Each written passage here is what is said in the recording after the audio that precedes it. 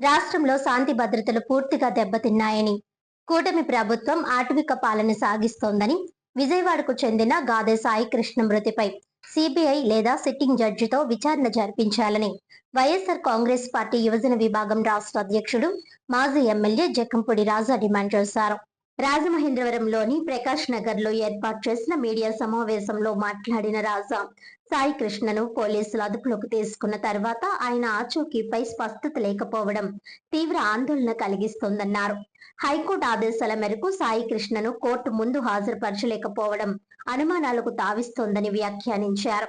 పోలీసులు రాజకీయ ప్రభావంతో వ్యవహరిస్తున్నారని, రాష్ట్రంలోని పోలీస్ స్టేషన్లు అధికార పార్టీ కార్యాలయాలుగా మారిపోయాయని ఆయన ఆరోపించారు. సాయి కృష్ణ తల్లి విజయలక్ష్మి ఎదుర్కొంటున్న పరిస్థితులు హృదయ విదారకమని పేర్కొన్నారు. ఉప ముఖ్యమంత్రి పవన్ కళ్యాణ్ ఈ ఘటనపై స్పందించాలని, లేకపోతే కాపు సమాజానికి సమాధానం చెప్పాల్సి ఉంటుందని రాజా హెచ్చరించారు. కాపు సామాజిక వర్గంపై వేధింపులు పెరుగుతున్నాయని, ప్రభుత్వం ఇచ్చిన హామీల అమలును కోరిన వారిపై కేసులు నమోదు చేస్తున్నారని విమర్శించారు. సాయి కృష్ణ మృతి ఘటనలో సిఐ నుంచి ఉన్నతాధికారుల వరకు బాధ్యులైన వారందరిపై చర్యలు తీసుకోవాలని, డీజీపీ స్థాయి వరకు బాధ్యత నిర్ధారించాలని ఆయన డిమాండ్ చేశారు. ఈ అంశంపై ప్రభుత్వం తక్షణ చర్యలు తీసుకోకపోతే రాష్ట్ర వ్యాప్తంగా కాపు సమాజం నుంచి తీవ్ర వ్యతిరేకత ఎదుర్కోవాల్సి వస్తుందని జక్కంపూడి రాజా హెచ్చరించారు. చట్టాలను చుట్టాలుగా తీసుకుని ఏది చేసినా పర్లేదు, మనం లోకేష్ ఉన్నాడు చూసుకుంటాడు, అతను చెప్పినటువంటి మాటలని అనుసరిస్తూనే కదా మనం ప్రవర్తించేది, మన ఉద్యోగ ధర్మాన్ని పాటించేది అని అనుకుంటున్నారు. ఇది ఎంతవరకు సమంజసం అని అడుగుతా ఉన్నా. అదే విజయవాడ నగరంలో వంగవీటి మోహన్ రంగా గారిని పొట్టన పెట్టుకున్నారు. పేదవాడి కోసం ఇంటి పట్టాలు ఇవ్వండి అని చెప్పని అడిగితే నడి రోడ్డు మీద అత్యంత ఘోరంగా నరికి చంపినటువంటి పరిస్థితి. ముద్రగడ పద్మనాభం గారు ఎన్నికల్లో ఇచ్చినటువంటి హామీల్ని నెరవేర్చండి అని అడిగితే ఇంట్లో ఆడవాళ్ళని అమ్మ ఆలయ బూతులు తిట్టి పచ్చిగా మాట్లాడి జుట్టు పట్టుకుని రోడ్ల మీదకి ఈడ్చుకుని వెళ్ళినటువంటి పరిస్థితి.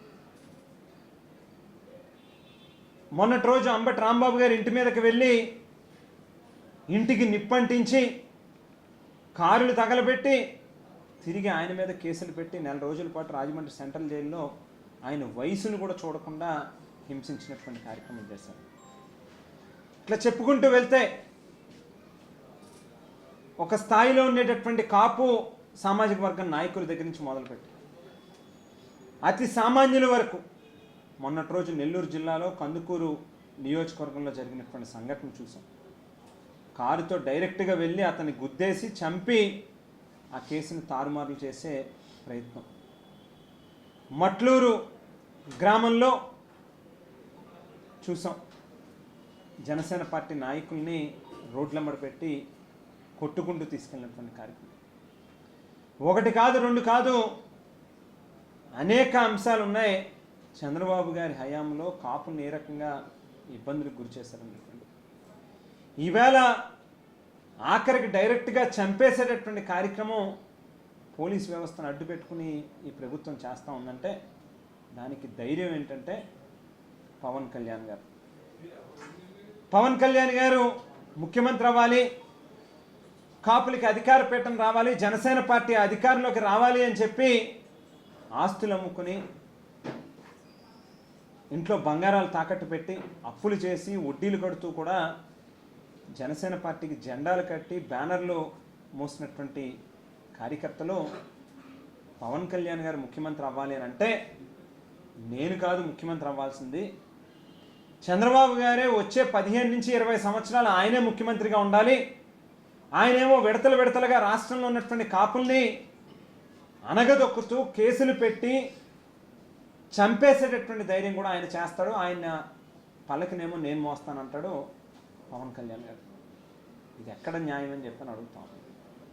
ఎప్పటికైనా ఈ ప్రభుత్వం సిబిఐ ఎంక్వైరీ చేయాలి ఈ కేసు మీద.